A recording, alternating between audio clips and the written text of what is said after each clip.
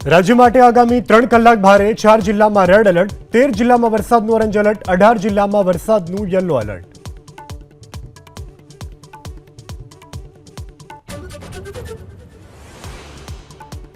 સૂત્રાપાડામાં સતત ચોથા દિવસે વરસી બરબાદી બેટમાં ફેરવાયેલા ખેતરોમાં તરતી દેખાઈ મગફળી ખેતરો ધોવાતા જગતનું તાત ચિંતિત।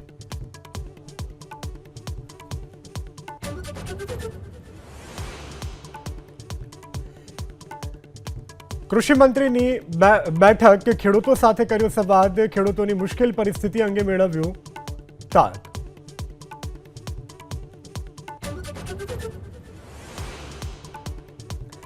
जीपीसीबीना पापे बोटादनी उतावड़ी नदी प्रदूषित केमिकल माफियाओ नदीमां छोड़े छे पाणी गंदा पाणी अने फीणनुं साम्राज्य।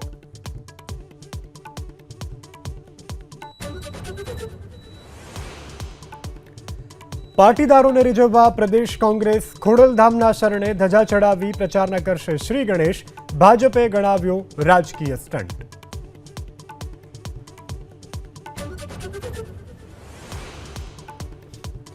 एम के दास बनशे गुजरातना मुख्य सचिव 31 ऑक्टोबरे संभाळशे चार्ज। 31 ऑक्टोबरना पंकज जोशी वय मर्यादाना कारणे थशे निवृत्त।